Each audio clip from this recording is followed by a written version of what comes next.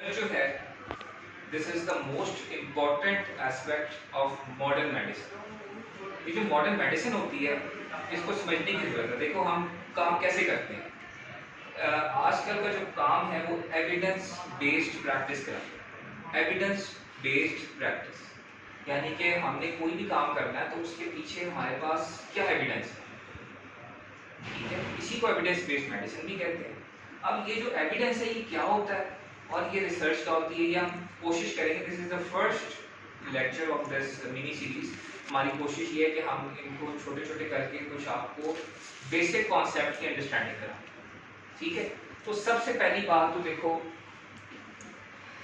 कि एक question rise करना। क्वेश्चन जो है ये हमेशा साउंड माइंड ही राइज करता है, यानी कि इट कैन बी एनीथिंग। हम नी रिप्लेसमेंट करते हैं तो हम उसमें ड्रेन क्यों डालते हैं।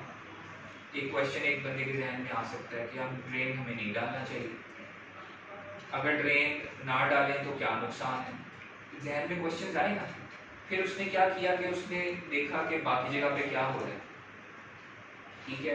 तो इसको मैंने छोटी सी एग्जांपल लेके मैं बताई कि इट्स जस्ट लाइक दैट कि फर्स्ट एक क्वेश्चन राइज होना चाहिए। वो क्वेश्चन कहाँ से राइज होगा? ऑब्जर्वेशंस में से। So you observe things. अब वो ऑब्जर्वेशन कहाँ से होंगी? या आपकी क्लिनिकल प्रैक्टिस से या प्रायर रिसर्च से। तो जब आप प्रायर रिसर्च या क्लिनिकल प्रैक्टिस के अंदर ऑब्जर्वेशंस बनाते हैं, वही ऑब्जर्वेशंस क्वेश्चंस को रेज करती हैं और इन्हीं क्वेश्चंस को आंसर करने के लिए हम रिसर्च की तरफ जाते हैं। As simple as that. मुश्किल तो नहीं होगा। तो सबसे अहम बात, आफ्टर एक क्वेश्चन आपके जहन में आ गया, ठीक है, आपने उसको टर्म दे दिया कि this is over primary research question. Primary research question. अब आपने उसका एक एम आइडेंटिफाई करना है कि ये मैं क्यों करना चाह रहा हूं। What is the aim of all this, ठीक है। वो कुछ भी हो सकता है। वो मतलब पेशेंट की बेहतरी के लिए कुछ हो सकता है, वो आपकी अपनी बेहतरी के लिए कुछ हो सकता है, वो इदारे की बेहतरी के लिए कुछ हो सकता है, ठीक है। तो आपने प्राइमरी रिसर्च क्वेश्चन बनाया और फिर सबसे अहम बात कि उसको डिजाइन किया कि अब मैंने क्वेश्चन तो बना लिए, अब आगे क्या करना है, कैसे लेके चलना है उसको, ठीक है। इस डिजाइन के लिए सबसे अहम चीज रिसर्च टीम कोलैबोरेशन है, जो लैग करती है। ऐसे नहीं होता कि एक बंदे को कह दिया चल भी पेपर लिख ले और मेरा नाम उसमें लिख दे। ये this is obsolete practice now. So we need a team collaboration. Team क्या होती है? रिसर्च टीम के अंदर कौन कौन लोग हैं? सबसे पहले प्रिंसिपल इन्वेस्टिगेटर पीआई, जो जिसको बेसिकली वो क्वेश्चन तंग कर रहा होता है या क्वेश्चन को सोचता है या उसके बेस उसको डिस्कस करता है, बट वो अकेले काम नहीं कर सकता। ही नीड सम असिस्टेंस। तो उसके साथ वो कोपीआईज होने चाहिए। वो कोपीआईज मल्टीपल काम कर सकते हैं। मिसाल के तौर पे वो कहता है कि यार लेट्स सपोज कि मेरे जहन में आज एक क्वेश्चन आया कि यार हम जो ऑल पोली टिबिया कर रहे हैं, ये ऑल पोली टिबिया जो है ये मेटल बैग टिबिया से सस्ती भी है, तो हम ये क्यों कर रहे हैं, तो हमें कुछ इसकी बात करना चाहिए। अब अगर अकेले मैं इसको लेके चलना चाहूँगा तो मेरे लिए मुमकिन नहीं होगा। तो आई नीड अ टीम। मुझे लिटरेचर रिव्यू के लिए भी चाहिए कि यार जो पहले रिसर्च हुई है उस पर क्या लिखा है इसके बारे में, चाहिए ना। मुझे कोई स्टैटिस्टिकल एनालिसिस के लिए भी टीम चाहिए। मैं स्टैटिस्टिशियन तो नहीं हुआ, मैं नॉट वेरी सर्जन, तो मुझे उसके हवाले से कुछ गाइडेंस चाहिए होगी कि यार मैं कौन सा डिज़ाइन इसके लिए अच्छा होगा, कितनी पॉपुलेशन होनी चाहिए। अभी मैं मुश्किल बातें नहीं बता रहा, I am trying to keep it very simple. तो कौन सा मुझे कितनी पॉपुलेशन होगी, ये रूल ऑफ 3 क्या होता है, इंसिडेंस प्रेवलेंस क्या होती है। अब मुझे कुछ बातें तो जरूर पता होनी चाहिए, but not to an extent कि जैसे मैं बायोस्टैट्स के बंदे से मैं ये एक्सपेक्ट नहीं करता कि वो नी रिप्लेसमेंट करेगा, ठीक है। लेकिन किसी हद तक जो बंदा नी रिप्लेसमेंट कर रहा है मुझे उससे एक्सपेक्टेशन करना चाहिए उसे कुछ ना कुछ पता हो, ताकि इवेंचुअली तो वो तो पीआई है, उसको देखना पड़ेगा, ठीक है। But we need a biostat as well. So we have biostat with us for every practical purpose. If want to discuss anything, हमें कॉल करें, चैप्टर प्लान डिस्कस करेंगे, सर ये चीजें हैं, हमें थोड़ा सा गाइड करेंगे क्या करना है। बात क्लियर होगी। अच्छा, वो जो लोग होते हैं ना नॉर्मली बायोस्टैट्स वाले, वो they are very dry people. Stat subject ही ऐसे, उन्होंने बेसिकली फार्मूलाज के साथ ना उसको जस्टिफाई करना है, ठीक है। They are not concerned with emotions, ठीक है। तो उनको इसीलिए वो और क्लिनिकल लोग जो है ना वो उनमें फ्रिक्शन ही रहती है, वो मतलब एक पॉइंट पे नहीं आ सकते। और दैट इज वाई कि हम जो है ना हमारा रिसर्च कल्चर प्रमोट नहीं हो सकता, ठीक है। तो जब तक हमारी क्लोज कोलैबोरेशन नहीं रहेगी, बेसिक टर्मिनोलॉजीज हमें क्लियर नहीं होगी ताकि वो जो बोल रहे हैं उसके बारे में हमें पता हो, तब तक हम आगे नहीं चल सकते। यहाँ पे बात क्लियर होगी। तो जब डिज़ाइन बन जाता है तो डिज़ाइन फिर आइडेंटिफाई ये करवाता है कि यार वो पॉपुलेशन कितनी होनी चाहिए जिस पे काम हो, वो आपको बताता है। पावर एनालिसिस क्या है, what is the incidence of that, what is the prevalence of that problem, हमें कितनी इसको लेना चाहिए, हमें कौन सा आउटकम मेजर्स लगाने चाहिए। जैसे मैंने तुम्हें बताया कि हमेशा वो डिज़ाइन जिसमें पेशेंट रिलेटेड आउटकम मेजर्स होते हैं, पीरॉम्स, वो हमेशा क्लियर होता है कि हमने काम किया, हमने काम करके नी रिप्लेसमेंट करके भेज दिया। अब पेशेंट को उससे क्या फायदा होगा, तो पेशेंट रिलेटेड आउटकम मेजर्स क्या हैं, ठीक है। तो हमने आउटकम मेजर्स, इसी तरह सर्टेन वेरिएबल्स के हम उन वेरिएबल्स को चेक करते हैं, पहले डिसाइड कर लेते हैं कि क्या वेरिएबल्स हैं और फिर हम उसको चेक करते हैं। यहाँ तक कोई मुश्किल हुई अभी तक? रिवाइज करते हैं। सबसे पहले हम कोई क्वेश्चन हमारे जहन में रेज होना चाहिए, क्वेश्चन कहाँ से आ रहा है, ऑब्जर्वेशंस में से आ रहा है, वो ऑब्जर्वेशन कहाँ से आ रही है, या प्रायर रिसर्च से आ रही है। दैट इज व्हाई हम आपको जर्नल क्लब के बारे में कहते रहते हैं कि यार please start it once in a monthly, हम करते हैं उसको। आप रेलेवेंट रिसर्च जो हो रही है वो निकालो, उसमें से देखो, उसी में से हमारी ऑब्जर्वेशंस बनेगी, वहीं से क्वेश्चंस रेज होंगे। ये जो मैस्कुलर टेक्निक्स है मिसाल के तौर पे, ये कहाँ से आए? क्या जो कैल्विन लॉरेंस ने अपनी बेटी की कहाँ से की है? कि जो भी आप आज आगे चल रहे हो कि भाई सीमेंटिंग की जो टेक्निक्स है चेंज होती रही है ना, वो क्यों चेंज होती रही है? पहले फर्स्ट जनरेशन सीमेंट पढ़ा ना आपने, तो फर्स्ट जनरेशन सीमेंट के बाद सेकंड जनरेशन क्यों आया? सोचा कभी? जब फर्स्ट जनरेशन करते होंगे उसमें कोई मसला होता होगा, वो उन्होंने ऑब्जर्व किया, ऑब्जर्व करके उसको क्वेश्चन रेज किया कि नहीं यार अगर हम इसमें ये कर दें तो शायद ये बेहतर हो जाए। सेकंड जनरेशन सीमेंट आ गया, सेकंड जनरेशन से थर्ड जनरेशन आ गया। So you know you always question what is existing, तभी तो आप आगे प्रोसीड करेंगे। हम क्यों नहीं, हम देखो एक वक्त में as a Muslims we rule the world, ठीक है, बट वो क्यों खत्म होगी कि ऑब्जर्वेशन खत्म होगी। कुरान में मल्टीपल टाइम्स आया कि तहकीक करो, रिसर्च करो, multiple times. If I am not wrong 700 something दफा तहकीक का वर्ड आया कुरान। तो अब हम क्या कर रहे हैं, we are not doing that. जो रिसर्च हो भी रही है वो उस बेस की नहीं होनी जैसे होनी चाहिए। ज्यादा रिसर्च जो है वो स्टैटिस्टिकल बेस है मेडिकल की। तो बहरहाल हम फिलहाल इसमें ही रहते हैं, वो अलग बहस है। द थिंग इज दैट यहाँ तक क्लियर होगी बात? Yes sir. Level of evidence is a very important question. It can be asked in MCQs multiple times. You should know कि what are the level of evidence. देखो level of evidence का मतलब वही, हम evidence base करें तो evidence के level क्या है? मतलब कि कोई बंदा मिसाल के तौर पे, we have a very senior professor with more than 4 decades of experience. He says मैंने अपनी प्रैक्टिस में ये देखा है कि अगर जो है ना वो इस तरह से काम हो और ऐसे हुआ जाए तो वो उसके रिजल्ट अच्छे होंगे। उन्होंने क्या कहा, अपना पिछले कितने सालों का एक्सपीरियंस दिया, 4 डेकेड्स का, और एविडेंस के लेवल में वो कहां पे आएंगे? 5वें नंबर पे। 5वें नंबर पे एक्सपर्ट ओपिनियन, फील्ड के स्पेशलिस्ट जो अपनी ऑब्जर्वेशन देते हैं, वो सबसे लोएस्ट लेवल ऑफ एविडेंस है, जो कोड सबसे ज्यादा किया जाता है। बात समझ आ रही है? हम कभी से उठ जाते ही नहीं। मतलब मैं अगर आज ये कहूँ कि भाई हम तो रिप्लेसमेंट्स हमारी 200 ज्यादा बढ़ गई हैं और हमने जो है ना इतना, ये हमारी ऑब्जर्वेशन है इस तरह, yeah, this is 5th level of evidence. Okay, we are no one to comment. हम अगर एक्सपर्ट भी हो जाए फील्ड के तो भी लोएस्ट लेवल ऑफ एविडेंस हम कह सकते हैं, बिकॉज हमें नहीं पता कि हम बाहर क्या हो रहा है। अब हम ग्रेजुअली आपको बताते हैं कि सबसे हाईएस्ट लेवल ऑफ एविडेंस क्या होता है। हाईएस्ट लेवल ऑफ एविडेंस में रैंडमाइज्ड कंट्रोल ट्रायल्स हैं और मेटा एनालिसिस हैं। These are highest level of evidence, ठीक है। फिर second level of evidence is cohort. Cohort क्या होता है अभी हम डिस्कस नहीं करेंगे, यू नो, ताकि आपके लिए जो है ना वो ज़्यादा समझना मुश्किल ना हो। आहिस्ता आहिस्ता भी डिस्कस ऑल द टर्म्स। बाहर फिलहाल आप ध्यान रखेंगे second level of evidence cohort based studies होती है। Third level of evidence case control based studies होती हैं। केस कंट्रोल, कि आप एक कंट्रोल ग्रुप रख लेते हैं और फिर आप उसको देखते हैं। अभी हम इसमें एक और चीज बताएंगे, वो एंड में ताकि आपके लिए आसान हो। और फिर चौथे level of evidence is case series, okay. और फिर एक्सपर्ट लेवल, और इसी में फिर बीच में जो है ना वो आपके आप कह लो कि जो केस रिपोर्ट्स हो जाती हैं, केस रिपोर्ट्स, फिर केस सीरीज, ठीक है। फिर उससे आगे चले गए तो केस कंट्रोल, फिर उसके ऊपर कोहोर्ट, फिर उसके ऊपर रैंडमाइज्ड कंट्रोल। तो दीस आर द हाईएस्ट। अब इसका मतलब ये क्या कि हमारा डिपार्टमेंट जो है वो हाईएस्ट नंबर ऑफ स्टडीज नहीं कर रहा, हाईएस्ट लेवल ऑफ एविडेंस की बेस पे, तो हम कहीं फॉल नहीं करते। बात समझ आ रही है?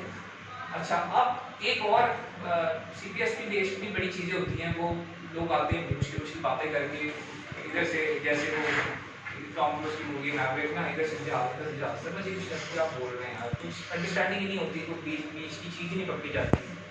तो वो क्यों नहीं पकड़ी जाती कि ये 4 वर्ड्स याद कर लो। कौन से वर्ड्स हैं? Type, time, form, use. Type, time, form, use. जितनी ये बातें हैं ये बेसिकली टाइप है।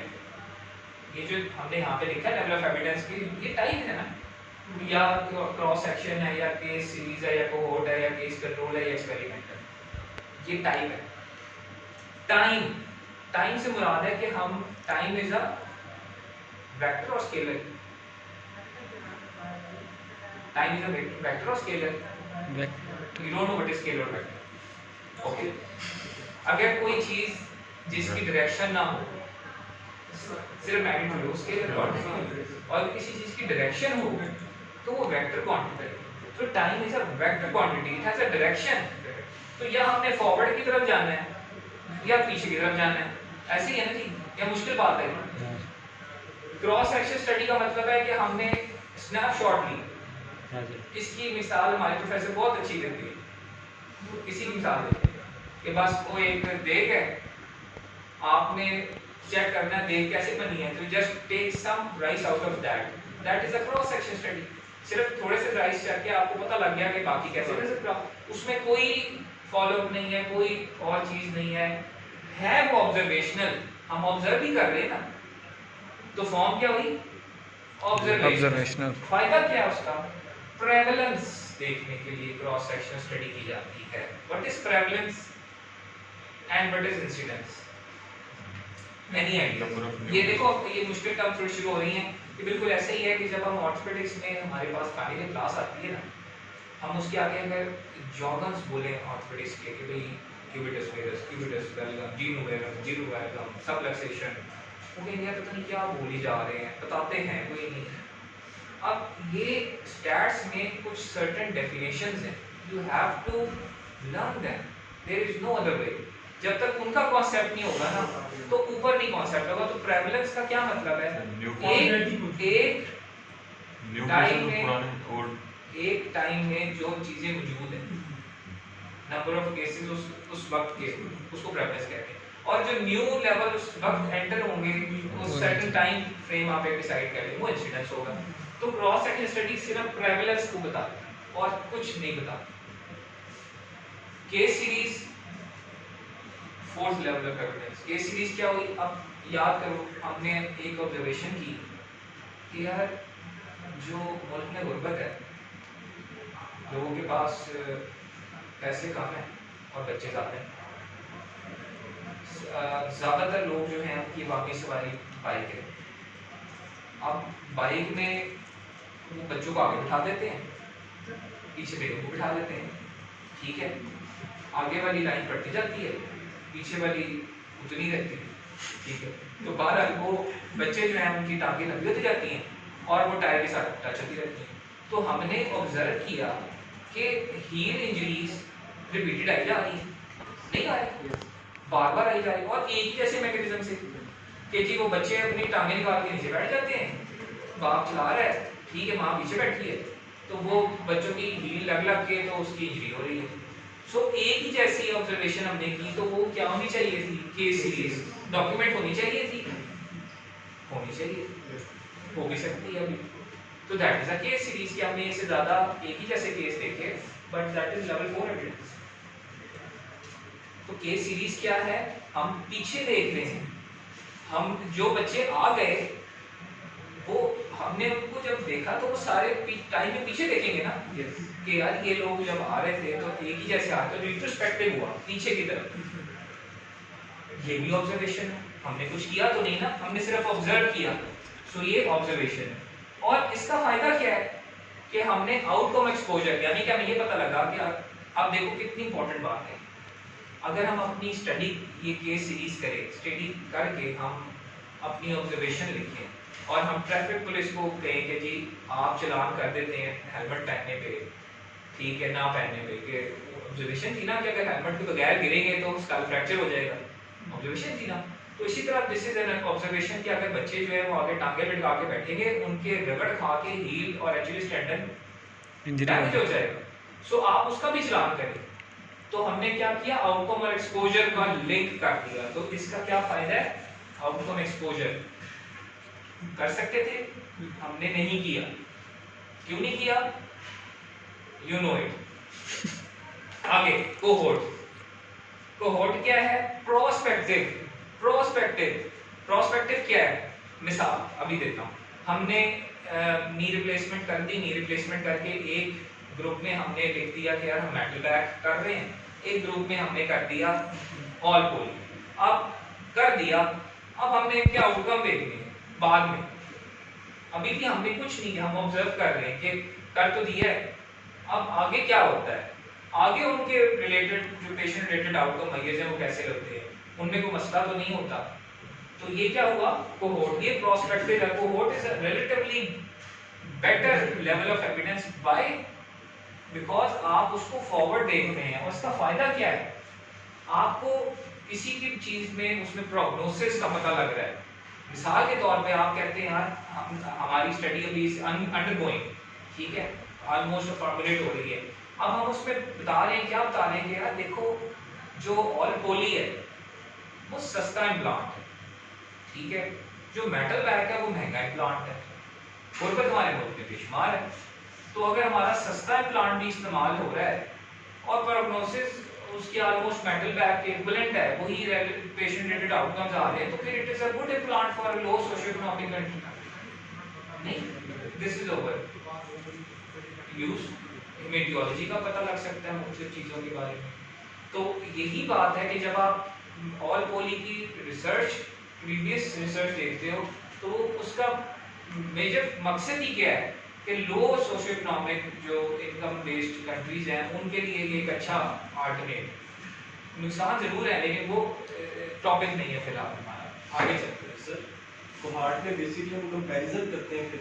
हाँ जी, हम आगे लेके चल रहे हैं, दो चीज़ों को हमने कंपेयर करके हम आगे चल रहे हैं, ठीक है। केस कंट्रोल में हम पीछे देख रहे हैं। केस कंट्रोल में पीछे देखने से मुराद है कि हमने आगे आ रहा है केस कंट्रोल, वो रिट्रोस्पेक्टिव है, वो भी ऑब्जर्वेशन है, वो खाली थियोलॉजी पिक कर रही है, प्रोग्नोसिस नहीं बता रही।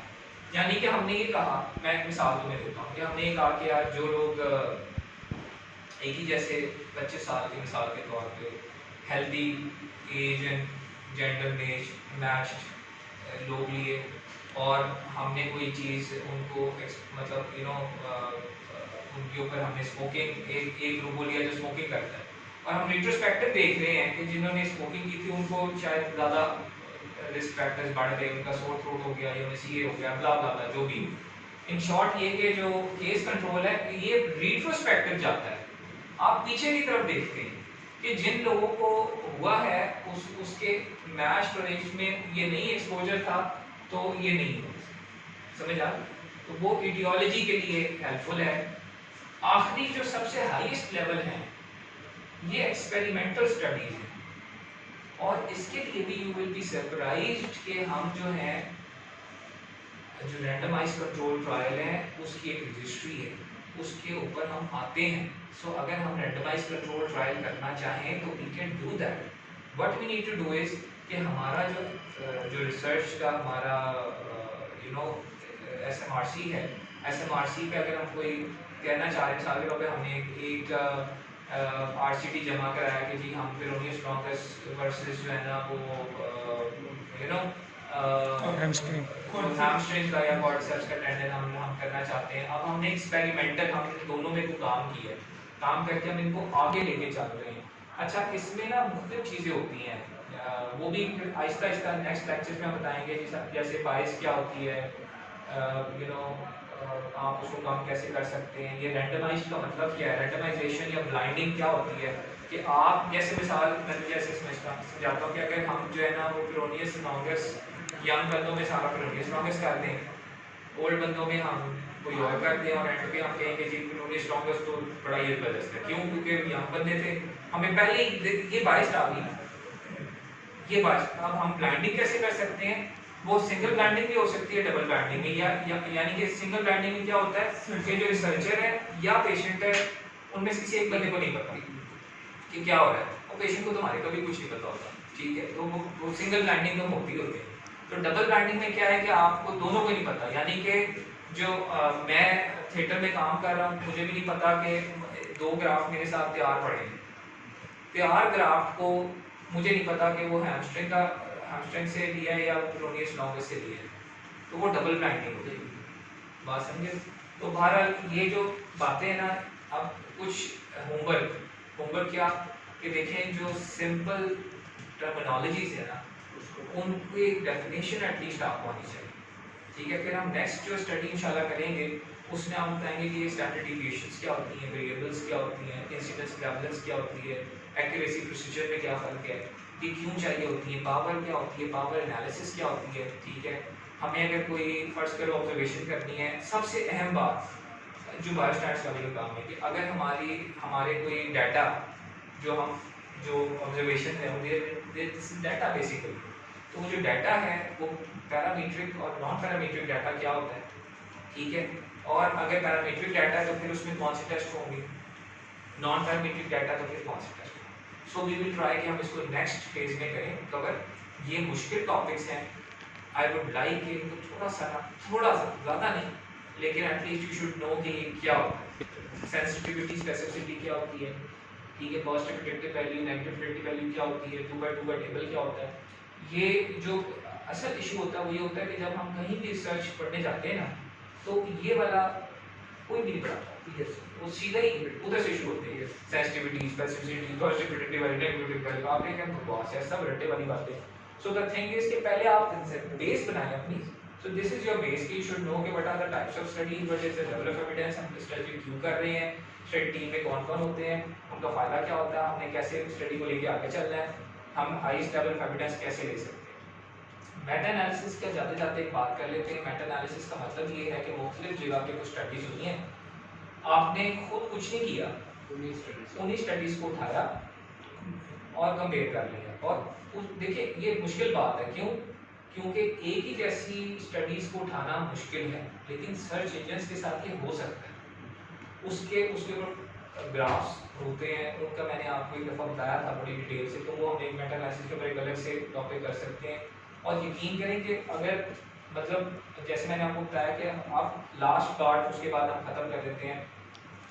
हाउस ऑफिसर्स जो हैं, जो हमारे पास रोटेशन के लिए आ रहे हैं, आप उनकी जिम्मेदारी पे लगा दें कि भाई जब तुमने यहाँ से जाना है तो एटलीस्ट लेवल 4 रिसर्च करके जानी है, लेवल 4 एविडेंस, यानी कि या तो तुमने वो केस सीरीज प्रेजेंट करनी है या तुमने केस रिपोर्ट तैयार करके देनी है। केस रिपोर्ट के कोई नंबर नहीं है, केस सीरीज के भी खास नंबर नहीं है, लेकिन रिसर्च का तो पता लगता है। सुप्रापेंडाइलर फ्रैक्चर की प्रेजेंटेशन देने से कोई फायदा नहीं है, सुप्रापेंडाइलर फ्रैक्चर की केस सीरीज करने का फायदा है। बात समझे कि नहीं समझे? So please grow out of it. Number 2, जो आपके पीजीज हैं, शाह से बैठा भी है, इसने अपनी ट्रेनिंग इसकी स्टार्ट हुई है, ठीक है, इसको ये पता होना चाहिए कि मैं रिसर्च कर रहा हूं तो मैंने लेवल 4 नहीं करना, मैंने कम से कम लेवल 3 या लेवल 2 बेस स्टडी करनी है। लेवल 3 आसान है, कुछ भी नहीं करना यार, इतना डाटा पड़ा हमारे पास, पीछे देख लो, तुम्हारे लिए आसान है कि नहीं? आपके लिए भी आसान है, ठीक है। तो ये एज अ रूल ये बनाएं कि जो हमारे पीजीज हैं they should at least case control या कोहोर्ट बेस्ड स्टडी करें, और जो आपकी एकेडमिक फैकल्टी है ये उसकी जिम्मेदारी होनी चाहिए कि वो कम से कम साल में एक दफा लेवल 1 एविडेंस करे, भले रैंडमाइज कंट्रोल ट्रायल करेंगे, ठीक है, भले मेटा एनालिसिस। हमारे चीफ एग्जीक्यूटिव ने अभी रिसेंटली एक मेटा एनालिसिस किया और वो मेटा एनालिसिस उनके जो एलएससी है उसमें एक्सेप्ट हुआ एज पीएचडी प्रोजेक्ट। कहने का मकसद है आपको किसने मना किया, आपको कोई स्किल सेट अल्लाह ताला ने काम नहीं दिया, सिर्फ मसला क्या है कि आप टाइम वेस्ट करते हैं, ठीक है। टाइम किस चीज पे वेस्ट करते हैं? अननेसेसरी चीजों। ओके, मैं फिर रिपीट कर रहा हूं, वी हैव नॉट अनलिमिटेड, हमें अनलिमिटेड टाइम नहीं हमारे पास कि हम जो है ना वो सालों साल वेस्ट कर दें अपने, वी हैव लिमिटेड टाइम। तो जब तक हम अपने डायरेक्शंस ठीक नहीं करेंगे हमारी चीज़ें नहीं होंगी। देखो हम आपके साथ हैं, आपको जो भी चीज़ें चाहिए हम उसमें आपके साथ हैं। एक चीज़ और ध्यान में रखो, ये ज़्यादातर जो रिसर्च हमारी हो रही है वो स्टैटिस्टिकल रिसर्च है, आप गौर करो, सब ऑब्जर्वेशनल, एक्सपेरिमेंटल रिसर्च बहुत कम है। हमारे पास एक्सपेरिमेंटल रिसर्च की फैसिलिटी अवेलेबल है। कैसे अवेलेबल है? विद हेल्प ऑफ कॉमसेट्स आईआरसीपी, हम उसके मेंबर्स हैं, एथिकल कमेटी का उनका मैं मेंबर हूँ, उनको पता है आईआरसीपीएम के साथ मल्टीपल मीटिंग होती रहती है। मैं मिसाल तुम्हें देता हूँ कि उन्होंने एक स्टडी किया, क्या स्टडी किया कि जो सिलिकॉन बेस्ड उन्होंने पॉलीमर बनाया, उन्होंने कहा कि उसके साथ जो है ना ऑस्टियोब्लास्टिक एक्टिविटी बढ़ जाती है। अब देखो ये स्टैटिस्टिक्स नहीं है, ये एक्सपेरिमेंटल स्टडी। उन्होंने रैबिट को वो चीज़ खिलाई है, उसको पहले फ्रैक्चर करवाया, फ्रैक्चर करवा के उसको वो चीज़ जो भी एक सिंपल थी और एक सिलिकॉन बेस्ड, तो उन्होंने फिर वो सिलिकॉन बेस्ड उसको वो चीज़ खिलाई।